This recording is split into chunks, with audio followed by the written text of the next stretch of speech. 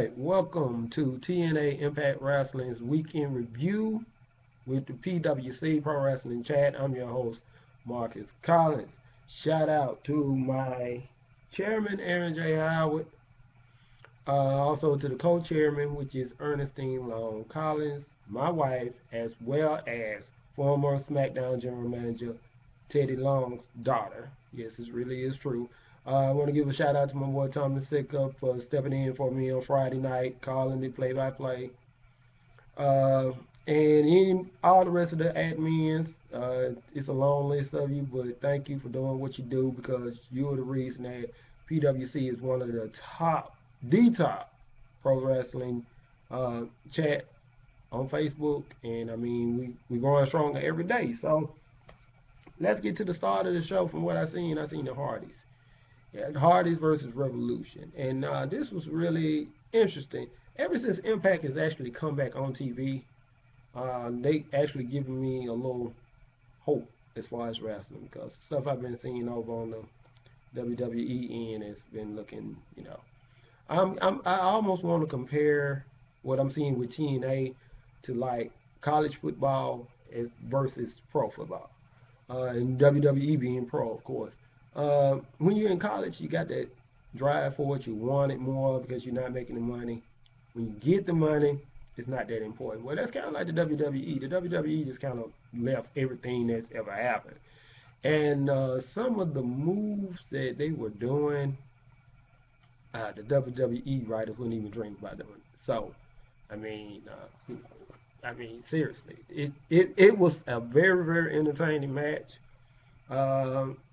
A little predictable, but you knew exactly what was going to happen. But what really, really got me and what really, really shocked me was the way they set the storyline up and everything like that.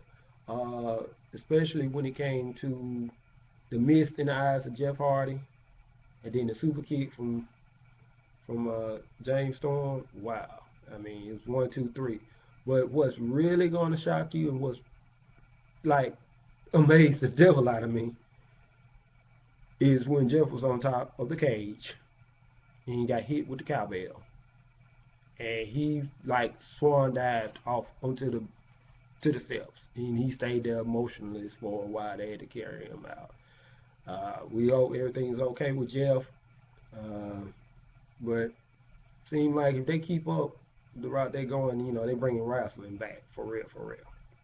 All right, so yeah, ouch, that was rough. Then we had MVP on the mic, which I think he's like one of the best people on the mic that they got as far as Impact Wrestling and TNA. I guess because he did come from the WWE where that's all they live and die by, the mic over there or whatever. And he called out Kurt Angle because later on in the show it's going to be the Lethal Lockdown Team Angle versus the Beatdown Clan. He called him out. I thought it was funny when he told him that his leg was held together by bubblegum, a paper clip, and scotch tape. So I thought that was really, really funny. And yeah, it was that. So that was an interesting little promo that he did there. And so then after that, it was the grudge match between Bobby Roode and Eric Young, which I'm liking these grudge matches, and it's really hard to tell. And I said this as I was watching the replay tonight. It's hard to tell the heels from the faces, but it's almost like you like them both. I mean, Eric Young kind of had a point. Bobby Roode used to be a heel. I mean, you just from week to week, you never really know who's the heel, who's the face. That's the unpredictability about it that I'm liking from what I'm seeing. So, I'm going to give you all the opportunity. This is going to be posted. You'll get the opportunity to make your comments, whether they're good or bad. That's what we want to do. Because, PWC, that's what we do. We concentrate on getting reviews and getting the views and the comments of all our members and followers. So, but yeah, Bobby Roode, the It Factor, they fought. It was a hard fought match. It was good. They used the chairs. I mean, what can I say? It was entertaining to entertaining. I mean, it was just, so far, like I said, since I've been watching Impact, since it came on January the 7th, I'm having to give it. I'm sorry, that blanked out on me. I got to give it on a scale of 1 to 10. So far, it's rating like a 7 every week with me. So, but finally, Bobby Roode did win. Uh, well, first, let me go back. I'm sorry. I went into the Revolution versus the Hardees match. I kind of skipped. Revolution did retain the tag team belts. Him and Abyss, they retained. And then when Jeff fell off the top of the cage, that was after the match. But they still the tag team champions. Okay, now back to the winner of the Bobby Roode Eric Young match. And the winner of that was Bobby Roode, who did the what is called the Roode bomb. Yeah, which to me, if anybody's ever noticed the Roode bomb, it looks an awful lot like the AA. That's just me. That's the way it looks to me too. All right, so what I did like about that too was the fact that Bobby Roode said that he was gonna make Eric Young bleed, and he did. Of course, you notice you don't see any blood in the WWE anymore, or what Vince likes to call color. So there's no color in the WWE at all. So that means you get hit with a steel step, no blood. Yeah, that makes a lot of sense. Alrighty then. Well, let's move on to which is another great match, well, awesome match, no pun intended, and that's the return of Awesome Kong, who used to be known as Karma back in the day in the WWE versus Havoc. Uh, Once again, one of those matches that is just classic. I mean, these girls don't even look like net. They will kill the divas over there in the WWE. Seriously, I don't know a diva that will be able to hang with Havoc and Awesome Kong. I mean, it's serious, brutal. I mean, the match, it just went back and forth, up and down. They power slammed each other. I mean, that was the most entertaining I've ever seen as far as ladies wrestling. Because the Divas is nothing really to me but a high class fashion show. Sorry to say, but that's what it is to me. Awesome Kong picks up the win. So that's the way that went. So that's gonna be interesting to watch later on down the line. Um, Finally, and the one I'm gonna concentrate on the most and close out with is going to be the Lethal Lockdown, which is Team Angle versus the Beatdown Clan. Needless to say, this was like one of the most entertaining matches to me. 6 sides of steel. It was entertaining. The moves, like I said, you can tell it's still a lot of learning. They still got a lot of work to do, but if they keep it up and they get a couple more superstars, then they are going to be on the right track. Because right now they're doing everything that they need to do to be in the place they need to be to compete with the WWE. Because right now the WWE storylines, they suck.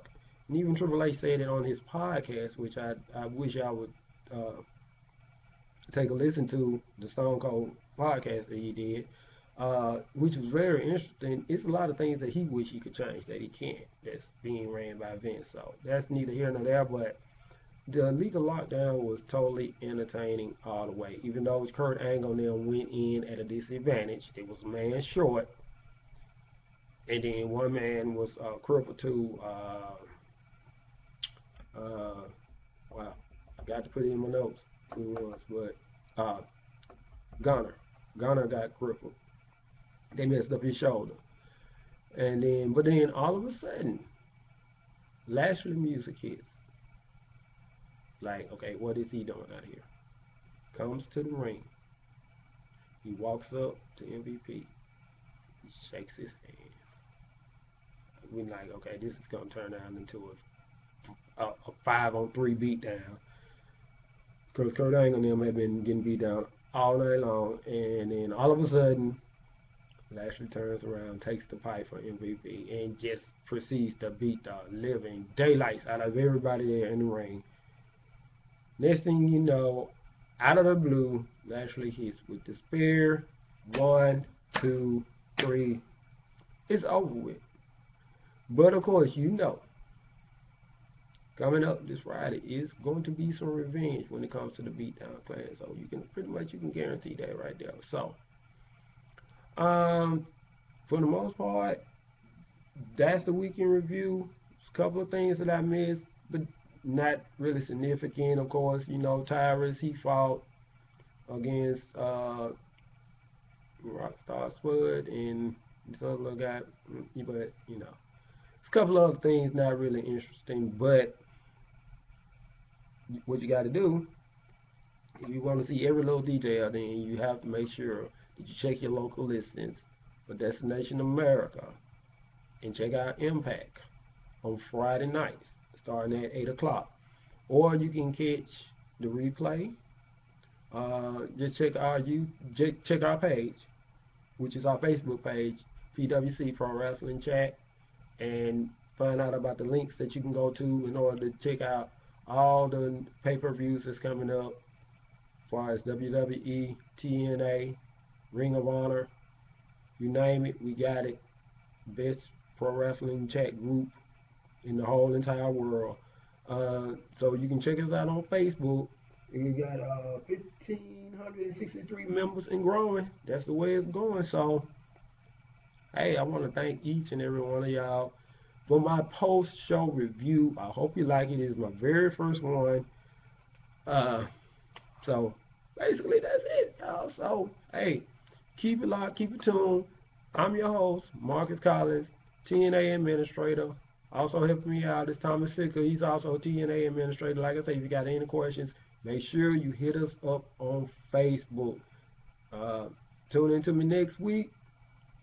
Same time, same web channel. We'll be back. Y'all take it easy.